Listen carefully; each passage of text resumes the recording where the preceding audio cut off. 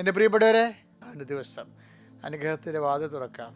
അമ്മേ, പരിശുദ്ധ അമ്മേ, അമ്മേ പരിശുദ്ധ ദൈവമാതാവേ, അന്ന് അങ്ങ് കൃപാസനത്തിൽ പ്രത്യക്ഷപ്പെട്ട് വരാൻ പോകുന്ന മഹാദുരന്തത്തിൽ നിന്ന് രക്ഷപ്പെടാനും എല്ലാവർക്കും വേണ്ടി പ്രാർത്ഥിക്കുവാനും ആവശ്യപ്പെട്ടിട്ട് 20 വർഷം കഴിഞ്ഞ ഈ വേളയിൽ കൃപാസനത്തിലൂടെ ഞങ്ങൾക്കും ഈ ദേശത്തിനും അങ്ങ് മധ്യസ്ഥം തേടി തന്ന എല്ലാ അനുഗ്രഹങ്ങൾക്കും കൃപകൾക്കും ഞങ്ങളിപ്പോൾ ഹൃദയം നിറഞ്ഞ നന്ദി പറയുന്നു. അമ്മേ പരിശുദ്ധ ജപമാല മാതാവേ, സകല കൃപാസനം പ്രാർത്ഥനകളോടും ചേർത്ത് ഞങ്ങളിപ്പോൾ പ്രാർത്ഥിക്കുന്ന ഈ കുടുംബത്തിന്റെ പ്രത്യേക നിയോഗം പ്രമക്കളെ,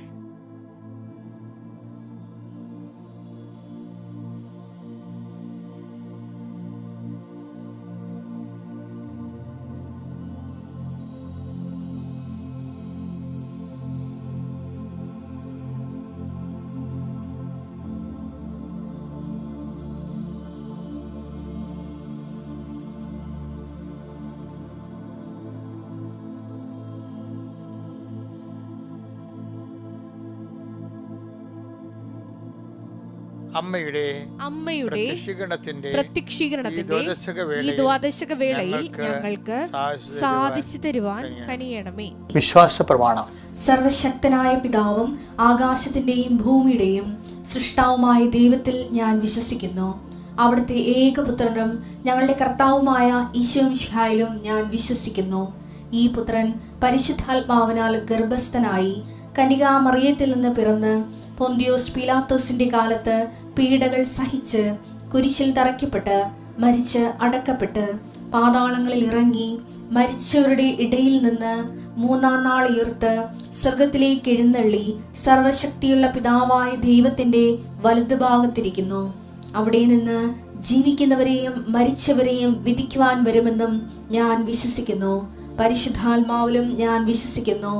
വിശുദ്ധ കത്തോലിക്കാ സഭയിലും പുണ്യവാന്മാരുടെ ഐക്യത്തിലും പാപങ്ങളുടെ മോചനത്തിലും ശരീരത്തിന്റെ ഉയർപ്പിലും നിത്യമായ ജീവിതത്തിലും ഞാൻ വിശ്വസിക്കുന്നു. ആമേൻ. സ്വർഗ്ഗസ്ഥനായ ഞങ്ങളുടെ പിതാവേ, അങ്ങയുടെ നാമം പൂജിതമാകണമേ. അങ്ങയുടെ രാജ്യം വരണമേ. അങ്ങയുടെ തിരുമനസ് സ്വർഗത്തിലെ പോലെ ഭൂമിയിലും ആകണമേ. അന്നു വേണ്ടുന്ന ആഹാരം ഇന്ന് ഞങ്ങൾക്ക് തരണമേ. ഞങ്ങളോട് തെറ്റ് ചെയ്യുന്നവരോട് ഞങ്ങൾ ക്ഷമിക്കുന്നത് പോലെ ഞങ്ങളുടെ തെറ്റുകൾ ഞങ്ങളോടും ക്ഷമിക്കണമേ. ഞങ്ങളെ പ്രലോഭനത്തിൽ ഉൾപ്പെടുത്തരുതേ, തിന്മയിൽ ഞങ്ങൾ രക്ഷിക്കണമേ. ആമേൻ. നന്മ നിറഞ്ഞ മറിയമേ, സ്വസ്തി. കർത്താവ് അങ്ങയുടെ കൂടെ സ്ത്രീകളിൽ അങ്ങ് അനുഗ്രഹിക്കപ്പെട്ടവളാകുന്നു. അങ്ങയുടെ ഉദരത്തിൻ ഫലമായി ഈശോ അനുഗ്രഹിക്കപ്പെട്ടവനാകുന്നു. പരിശുദ്ധ മറിയമേ, തമ്പുരാന്റെ അമ്മേ, പാപികളായ ഞങ്ങൾക്ക് വേണ്ടി ഇപ്പോഴും ഞങ്ങളുടെ മരണസമയത്തും തമ്പുരാനോട് അപേക്ഷിക്കണമേ. ആമേൻ. എൻ്റെ പ്രിയപ്പെട്ടവരെ, നമ്മൾ അനുദിന അനുഗ്രഹ പ്രാർത്ഥനയിൽ പ്രവേശിക്കുന്നു. കർത്താവേ, പ്രത്യക്ഷീകരണ പ്രാർത്ഥന കഴിഞ്ഞ് ഞങ്ങൾ ഇന്നത്തെ ജീവിതത്തിലേക്ക് ഞങ്ങൾ തിരികെയാണ് ചെയ്യുക. ഇന്നത്തെ യാത്രകളെ സംബന്ധിച്ച് പ്രാർത്ഥിക്കുന്നു. ഇന്ന് പിന്നെ പരീക്ഷയില്ല, എങ്കിലും നാളെ പരീക്ഷ ഉണ്ട്. അപ്പോൾ ഇന്ന് പരീക്ഷയ്ക്ക് പ്രാർത്ഥിക്കുന്നവർ തെറ്റൊന്നുമില്ല. കുഞ്ഞുങ്ങൾക്ക് ഈ പ്രാർത്ഥനയുടെ കൂടെ ചേരാം. കർത്താവ് നിന്റെ ഉന്നതമായ നാമത്തിന് സ്വസ്ഥം ചെയ്യുന്നു. കർത്താവ് നിന്റെ വിശുദ്ധ പൗരോഹിത്യത്തെ മഹത്വപ്പെടുത്തണമേ. കർത്താവ് സഭയിലുള്ള സാന്നിധ്യം പ്രകടമാക്കണമേ. അമ്മേ, പരിശുദ്ധമ്മേ, ദേവമാതാവേ, അമ്മയുടെ ഞങ്ങൾക്ക് ഈ നിമിഷം മുഴുവൻ അമ്മ ഞങ്ങൾക്കൊരു മാധ്യസ്ഥം വഹിക്കുന്നതിന് ഞങ്ങൾ സന്തോഷിക്കുകയും നന്ദി പറയുകയും ചെയ്യുന്നു. കർത്താവ്, ഇന്ന് യാത്ര ചെയ്യുന്നവർ ഇന്ന് തീരുമാനങ്ങൾ എടുക്കുന്ന ദിവസങ്ങളാണ്. ഇന്ന് കുടുംബങ്ങളിലൊക്കെ ആൾക്കാർ കൂടുകയും ഓരോ തീരുമാനം എടുക്കുന്ന ദിവസങ്ങളാണ്. ഇന്ന് പലതരത്തിലുള്ള യാത്രയ്ക്ക് പോകുന്നവരുണ്ട്. കർത്താവ് കുർബാനയും കൂടിയതിന് ശേഷം കുറേ പേര് പ്രാർത്ഥനയിലൊക്കെ ജീവിക്കും. കുറേ പേര് ലോകത്തുള്ള മുഴുവനും കാര്യങ്ങൾ ചെയ്തു തീർക്കണതും അലക്കണതും വീട് കഴുകണതും എല്ലാം ഇതെല്ലാം കർത്താവ് ഇതെല്ലാം ചെയ്യുമ്പോൾ നിങ്ങൾ ദൈവത്തിന് നന്ദി പറഞ്ഞുകൊണ്ട് ചെയ്യണം. അപ്പോഴാണത് കർത്താവിൻ്റെ ദിവസമായി മാറുന്നത്. ഇതെല്ലാം ചെയ്യുമ്പോൾ നന്ദി പറഞ്ഞുകൊണ്ട് ചെയ്യണമെന്ന് പറഞ്ഞൊരു വചനമുണ്ട്. കേൾക്കാം. കൊളോസ്യസ് 3:17. നിങ്ങൾ വാക്കാലോ പ്രവൃത്തിയാലോ കണ്ടില്ലേ, നിങ്ങൾ വാക്കാലോ പ്രവൃത്തിയാലോ എന്ത് ചെയ്താലോ അതെല്ലാം കർത്താവായ യേശു വഴി, കർത്താവ് യേശു ക്രിസ്തു വഴി പിതാവായ ദൈവത്തിന് കൃതജ്ഞതയർപ്പിച്ചുകൊണ്ട് അവന്റെ നാമത്തിൽ ചെയ്യണം. എന്ത് ചെയ്താലും പണ്ട് എനിക്ക് അമ്മയൊക്കെ എൻ്റെ കുഞ്ഞുനാളിലൊക്കെ നമ്മളെ കോട്ടുവാ എടുക്കണമെങ്കിൽ അമ്മ കുരിച്ചിട്ട് തരും. കോട്ടുവാ പോരും നമ്മൾ അതുപോലെ തന്നെ മരുന്നെടുത്താൽ അമ്മ വിശ്വാസപ്രമാണം ചൊല്ലിയിട്ട് അമ്മ കുരിശിട്ട് തരും. ചില പണ്ട് ഈ കാലങ്ങളിൽ ആധ്യാത്മിക സാക്ഷരത കൂടിയെങ്കിലും നമ്മുടെ അനുഷ്ഠാനങ്ങളിലുള്ള വിശുദ്ധ പാരമ്പര്യങ്ങൾ ഇന്ന് ആരും ചെയ്യുന്നില്ലെന്നൊന്നും ഞാൻ പറയണില്ല. ചെയ്യുന്നവരൊക്കെ നല്ല ആത്മാർത്ഥത ചെയ്യുന്നുണ്ട്, പക്ഷെ കുറഞ്ഞു വരുന്നുണ്ടെന്നത് സത്യമാണ്.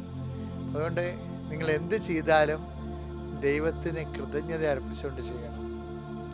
കാര്യം നമ്മൾ നന്മ വരുമ്പോൾ നമ്മൾ ചില സമയം ദൈവത്തെ ഓർക്കും, അല്ലെങ്കിൽ തിന്മ വരുമ്പോൾ നമ്മൾ നന്മ വരുമ്പോൾ ചില സമയത്ത് നമ്മൾ ഓർത്ത് യഥായോഗ്യം നന്ദി പറയാതിരിക്കുകയും അവർക്ക് പിന്നെ എന്താ തിന്മ എന്തെങ്കിലും അവരുടെ ജീവിതത്തിൽ സങ്കടം വരുമ്പോൾ പിന്നെ ദൈവം ഉണ്ടായിട്ടും ഞാൻ പ്രാർത്ഥിച്ചിട്ടും ഇങ്ങനെയൊക്കെ സംഭവിച്ചില്ല അങ്ങനെ പറയാൻ നമുക്ക് ഒരു അധികാരമില്ല. അധികാരം എന്നല്ല പ്രശ്നം ഇവിടുത്തെ പ്രശ്നം ദൈവത്തെ സ്നേഹിക്കുന്നവനെ സംബന്ധിച്ചിടത്തോളം അവന് ഭയങ്കര സന്തോഷമായിരിക്കും. അവനിത് തിന്മ വന്നാലും ശരി അതൊക്കെ കർത്താവ് കുറച്ച് മാറ്റും എന്ന് പറഞ്ഞാൽ കർത്താവിനായിരിക്കും പ്രാധാന്യം. കർത്താവിൽ നിന്ന് കിട്ടുന്ന ചൂടിനും തണുപ്പിനും ഒന്നുമല്ല പ്രാധാന്യം. ചിലക്ക് തണുപ്പിനും ചൂടിനുമാണ് പ്രാധാന്യമെങ്കിൽ നിങ്ങൾ ചൂടിനെയും തണുപ്പിനെയുമാണ് ആശ്രയിച്ചാണ് ജീവിക്കുന്നത്. മനസ്സിലായില്ലേ? ദൈവത്തിൽ നിന്ന് ചൂടും വരും തണുപ്പും വരും. പക്ഷെ അതേസമയം തന്നെ നമ്മൾ ആ ചൂടിനും തണുപ്പിനുമാണ് പ്രാധാന്യം കൊടുക്കണമെങ്കിൽ, നല്ല അനുഭവങ്ങൾക്കും മോശം അനുഭവങ്ങൾക്കാണ് പ്രാധാന്യം കൊടുക്കണമെങ്കിൽ നമ്മുടെ ദൈവം അനുഭവങ്ങളായിട്ട് മാറും. ദൈവമായിരിക്കണം മാറത്തില്ല. ദൈവത്തിനായിരിക്കണം പ്രാധാന്യം, ചൂടിനും തണുപ്പിനും ആയിരിക്കരുത്. ഞാൻ പറയുന്നതൊക്കെ മനസ്സിലാകുന്നുണ്ടല്ലോ അല്ലേ? ചൂടിനും തണുപ്പിനും അല്ലെങ്കിൽ നല്ല അനുഭവത്തിനും മോശം അനുഭവത്തെ അനുഭവബന്ധിയായിട്ടാണ് നമ്മൾ ദൈവത്തേക്ക് അടിസ്ഥാനപ്പെടുന്നുണ്ടെങ്കിൽ ദൈവം ഈ അനുഭവങ്ങൾക്ക് വേണ്ടിയുള്ള എന്തോ ഒരാളായിട്ട് നമ്മൾ മാറും. അനുഭവങ്ങൾക്ക് അതീതനാണ് ദൈവം. ദൈവത്തെ നമ്മൾ സ്വീകരിക്കുന്നത് ദൈവത്തിന് വേണ്ടി മാത്രമാണ്. ഞാൻ ഇടയ്ക്ക് നിങ്ങൾ പറയത്തില്ലേ, ഇപ്പം നമ്മൾ പശുവിനെ സ്നേഹിക്കുന്നു. കാരണം എന്താണ്? പശു നമുക്ക് പാല് തരുന്നു. പിന്നെ എന്താണ്? ആ പശുവിനത്തെ പാല് നമുക്ക് വെണ്ണ തരുന്നു. പാല് കൊണ്ട് നമുക്ക് മോരുണ്ടാക്കാം. അപ്പം അത് അങ്ങനെ ഓരോ കാര്യങ്ങൾ പറയാം. അപ്പോൾ ഇതൊന്നും തരാത്തൊരു കാലത്താകുമ്പോൾ നമ്മൾ പശുവിനെ വീട്ടുകളായിത്തില്ലേ? അതാണ് പ്രശ്നം. അതുപോലെ തന്നെയുള്ള ഒരു അപ്രോച്ചാണ് ഒരു കന്നുകാലികളോട് വീട്ടുമൃഗങ്ങളോടുള്ള ഒരു അപ്രോച്ചാണ് ചെറിയ ദൈവത്തോട് കാണിക്കണത്. എന്ന് വെച്ച് കഴിഞ്ഞാൽ അനുഭവങ്ങൾ നല്ലതല്ല എന്നുണ്ടെങ്കിൽ പ്രാർത്ഥന നമ്മൾ കുറക്കും. അപ്പം നമുക്കറിയാം നമ്മുടെ എന്തോ ആവശ്യത്തിന് അധിഷ്ഠാനമാക്കിയാണ് ദൈവത്തെ വെച്ചിരിക്കണമെന്നാണ്. അപ്പം നമ്മുടെ ഒരു ദൈവമാണ്. ഇപ്പോൾ ഒരു ബുക്കില്ലേ, ഗോഡ് ഓഫ് സ്മോൾ തിങ്സ്, ചെറിയ കാര്യങ്ങൾ തമ്പുരാൻ. ശരിക്കും പറഞ്ഞാൽ നമ്മുടെ വിശ്വാസത്തിലുള്ളതാണിത്. നമ്മൾ അനുഭവത്തെ അടിസ്ഥാനപ്പെടുത്തിയാണ് ദൈവത്തെ അവലംബിക്കുകയാണെങ്കിൽ നമ്മുടെ ദൈവം കുഞ്ഞു ദൈവമാണ്, അനുഭവങ്ങളുടെ ദൈവം മാത്രമാണ്. അനുഭവാതീത ദൈവത്തെയാണ് നമ്മൾ അന്വേഷിക്കേണ്ടത്. ഉടമ്പടിയിലും നമ്മുടെ ജീവിതത്തിൽ അനുഭവാതീത ദൈവം. അപ്പം ദൈവത്തെ തോന്നും ദൈവത്തിന് വേണ്ടിയാണ് അന്വേഷിക്കുന്നത്. പലപ്പോഴും അനുഭവങ്ങൾക്ക് അങ്ങനെ കുറച്ചിൽ വരേണ്ട, ദൈവത്തോട് ഇടപെടുമ്പോൾ അനുഭവങ്ങൾക്ക് അങ്ങനെ കുറച്ചിൽ വരേണ്ട കാര്യമില്ല. എന്ന് വെച്ച് കഴിഞ്ഞാൽ ദൈവത്തിനൊരു പൊതു പോളിസിയുണ്ട്.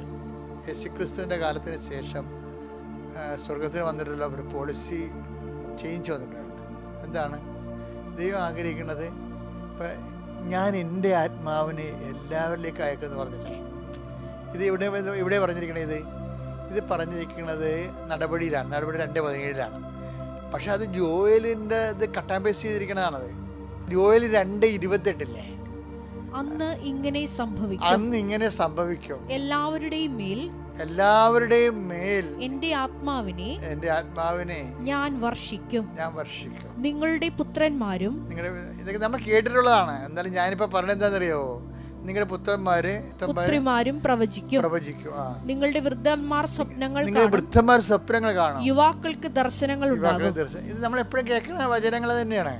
പക്ഷേ പ്രോബ്ലം വെച്ച് കഴിഞ്ഞാൽ ഇത് പുതിയ നിയമത്തിലേക്ക് കട്ട് ചെയ്ത് പേസ്റ്റ് ചെയ്തിട്ടുണ്ട്. എവിടെയാണെന്ന് അറിയാവുക? നടപടി പുസ്തകത്തിൻ്റെ 2:17 ഇത് സെയിം തിങ്. ദൈവം അരുൾ ചെയ്യുന്നു, ദൈവം അരുളി ചെയ്യുന്നു, അവസാന ദിവസങ്ങളിൽ എല്ലാ മനുഷ്യരുടെയും മേൽ എന്റെ ആത്മാവിനെ ഞാൻ വർഷിക്കും. നിങ്ങളുടെ പുത്രന്മാരും പുത്രിമാരും പ്രവചിക്കും. അതായത് നിങ്ങളുടെ പുത്രന്മാരും പുത്രിമാരും പ്രവചിക്കും. നിങ്ങളുടെ പിതാക്കന്മാര് സ്വപ്നങ്ങൾ കാണും, യുവാക്കന്മാർക്ക് ദർശനം ഉണ്ടാകും. അപ്പൊ ഇത് ജോയലിൽ നിന്ന് എടുത്തതല്ലേ? ജോയൽ അന്ന് എന്ന് പറഞ്ഞ വിഷയം യേശുവിൻ്റെ കാലത്ത് നിറവേറിയിരിക്കുകയാണ്. എപ്പോഴാണ് നിറവേറിയത്? അതുകൊണ്ടാണ് ഞാൻ എൻ്റെ ആത്മാവിനെ എല്ലാവർക്കും വേണ്ടി നൽകുമെന്ന് പറഞ്ഞല്ല. അതിനെ പറയാൻ കാരണം എന്താണ്? അങ്ങനെ എല്ലാവർക്കും വേണ്ടി ആത്മാവിനെ നൽകാൻ പണ്ട് അങ്ങനെ നൽകത്തില്ലല്ലോ. പണ്ടിങ്ങനെ സാംസന് ആത്മാവിനെ കിട്ടി, സാമുവേലിനും പരിശുദ്ധാത്മാവിനെ കിട്ടി, ദാവീദിന് പരിശുദ്ധാത്മാവ് കിട്ടി, അവന് ഗിദെയോന് പരിശുദ്ധാത്മാവ് കിട്ടി. ഇവരെല്ലാവരും ഒറ്റപ്പെട്ട നേതാക്കന്മാർക്ക് ഓരോരോ കാലഘട്ടങ്ങളിൽ കൊടുത്താണ്. ഇപ്പം അങ്ങനെയല്ലല്ല, പോളിസി ചേഞ്ച് വന്നു. എന്താണ്? എൻ്റെ ആത്മാവിന് ഞാൻ എല്ലാവർക്കും നൽകുമെന്നല്ല പറയണത്. അതിൻ്റെ കാരണം എന്ന് വെച്ച് കഴിഞ്ഞാൽ അതിൻ്റെ ഒരു നയം വരാൻ കാരണം എന്താണ്? എല്ലാവരും രക്ഷപ്പെടണമെന്നുള്ള ദൈവത്തിന്റെ ആഗ്രഹമാണ്. 1 തിമോത്തി 2:4 എല്ലാവരും രക്ഷിക്കപ്പെടണം. അതാണ് കാര്യം. ദൈവത്തിന്റെ പോളിസിയിൽ ഒരു ചേഞ്ച് വരാൻ കാര്യം രക്ഷയ്ക്ക് വേണ്ടിയുള്ള കാര്യങ്ങൾ ഈശോ ചെയ്തു. എന്താണ്? അവന്റെ വിശുദ്ധമായ രക്തത്താൽ പാപത്തിന് പരിഹാരം ചെയ്തു. അവൻ വിലക്ക് വാങ്ങിച്ചെടുത്തിരിക്കണവര് അവൻ നമുക്ക് വേണ്ടിയുള്ള ആ പേയ്മെന്റ് നടത്തി കഴിഞ്ഞു. പേയ്മെന്റ് നടത്തിയത് കൊണ്ടാണ് ഇത് എല്ലാവർക്കും വേണ്ടിയുള്ള പേയ്മെന്റ് നടത്തിയിരിക്കുന്നത്. കർത്താവ് അല്ലാതെ ക്രിസ്ത്യാനികൾക്ക് വേണ്ടി മാത്രമുള്ളതല്ല, എല്ലാവർക്കും വേണ്ടി പാപത്തിന് പരിഹാരമായിട്ട് അവൻ പേയ്മെന്റ്. അതാണ് നമ്മൾ വിലക്ക് വാങ്ങപ്പെടുക. അങ്ങനെ വചനമുണ്ട്. 1 കൊരിന്ത്യർ 6:20 വായിച്ചേ. നിങ്ങൾ വിലക്ക് വാങ്ങപ്പെട്ടവരാണ്. അതാണ് കാര്യം. നിങ്ങൾ വിലക്ക് വാങ്ങപ്പെട്ടവരാണ്. അപ്പം എന്ന് വെച്ച് കഴിഞ്ഞാൽ നമ്മൾ ആര് വിലക്ക് വാങ്ങി? ക്രിസ്തുവിൻ്റെ വിശുദ്ധമായ രക്തത്താൽ വീണ്ടെടുത്തു. അതാണ് പറയണത്. അപ്പം അങ്ങനെ വരുമ്പോൾ അത് ഈശോ പേയ്മെൻറ്റ് ചെയ്തപ്പോഴേ കുറച്ച് ഒരു രാജ്യത്തിലെ കുറേ ആൾക്കാർക്കല്ല വിചാരിക്കണത്. ഇനി ജനിക്കാൻ പോകുന്ന ഈ ഭൂമി മനുഷ്യവാസവും നിലനിൽക്കത്തോളം കാലമുള്ള എല്ലാ മനുഷ്യർക്കും വേണ്ടിയുള്ള പേയ്മെൻ്റ് ആണെന്ന്. അതുകൊണ്ടാണ് ദൈവം എല്ലാ മനുഷ്യരും രക്ഷപ്പെടണമെന്ന് ആഗ്രഹിക്കുന്നത്, സത്യമാർഗം സ്വീകരിക്കണമെന്ന് ആഗ്രഹിക്കുന്നു, കർത്താവിൻ്റെ മാർഗം സ്വീകരിക്കണമെന്ന് ആഗ്രഹിക്കുന്നുണ്ട്. അപ്പം അങ്ങനെ വരുമ്പോഴേ ആണ് ഇതുപോലെ മുമ്പത്തേക്കാൾ ഈ വിഷയത്തിനെ കുറച്ചുകൂടി ഒത്തിരിയേറെ ലൂസാക്കിയിട്ടുണ്ട്.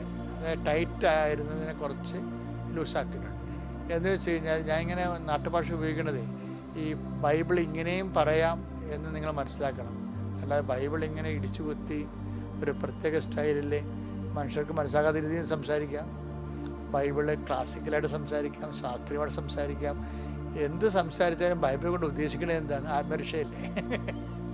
അതാണ് വിഷയം. ആത്മരക്ഷയെക്കുറിച്ച് പറയാതിരിക്കുകയും ബൈബിളിനെ കുറിച്ച് താത്വിക പ്രബോധനം നടത്തുകയും ശാസ്ത്രീയ അവബോധം ഉണ്ടാക്കുകയും ചെയ്താൽ ആർക്ക് എന്നാ ഗുണം കിട്ടാനാണ്?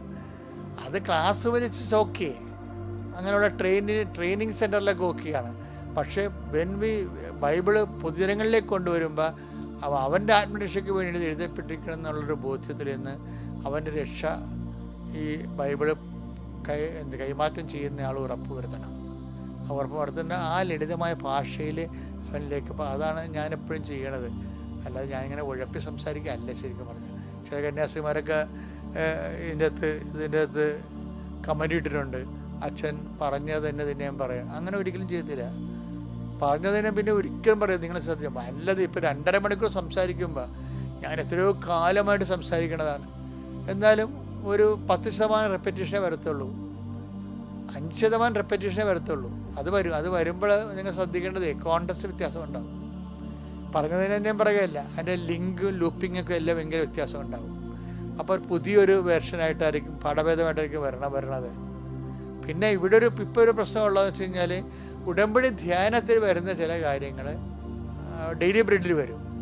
ഉടമ്പടി ധ്യാനത്തിൽ വന്നിട്ടുള്ളൂ. അപ്പോൾ ഉടമ്പടി ധ്യാനം കൂടിയിട്ടുള്ള ആൾക്കാർ ചിലപ്പോൾ ഡെയിലി ബ്രെഡ് വരുമ്പോൾ അച്ഛൻ അവിടെ പറഞ്ഞല്ല, സ്വാഭാവികമായിട്ട് പറയാം. കാര്യം ഇത് രണ്ട് കമ്മ്യൂണിറ്റിയാണ് ഞാൻ ഉദ്ദേശിക്കുന്നത്. ഇത് ഓപ്പൺ ഫോർ ദി ജനറൽ പബ്ലിക്കാണിത്. വചനം ഉടമ്പടി ഈ നമ്മളിവിടെ ഡെയിലി ബ്രെഡിൽ പറയുന്നത്.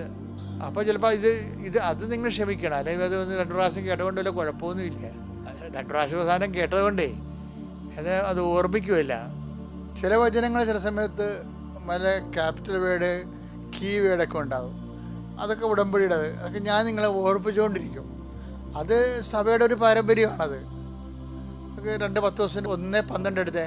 നിങ്ങൾ ഇക്കാര്യങ്ങൾ അറിയുകയും നിങ്ങൾക്ക് ലഭിച്ചിരിക്കുന്ന സത്യത്തിൽ ഉറച്ചു നിൽക്കുകയും ചെയ്യുന്നെങ്കിൽ അവയെക്കുറിച്ച് എപ്പോഴും നിങ്ങളെ ഞാൻ ഓർമ്മിപ്പിച്ചുകൊണ്ടിരിക്കും. അപ്പൊ ചില ഉടമ്പടി വചനങ്ങൾ റെക്കർ ചെയ്ത് വരും. അത് ഓർപ്പിച്ചുകൊണ്ടേ ഇരിക്കണതാണ് ശരിക്കും പറഞ്ഞാൽ. അപ്പം കേട്ടവർക്ക് അതിനെക്കുറിച്ച് ചിന്തിക്കാനും ആലോചിക്കാനും, ആലോചിച്ച് മനസ്സ് ഉറപ്പിക്കാനും അത് സഹായിക്കും. അല്ലാതെ മനഃപൂർവ്വം റിപ്പീറ്റ് ചെയ്യത്തില്ല ഒരിക്കലും. Thank you. അത്യപൂർവ ദൈവാനുഭവങ്ങൾ ഇനി നിങ്ങൾക്കും സ്വന്തം.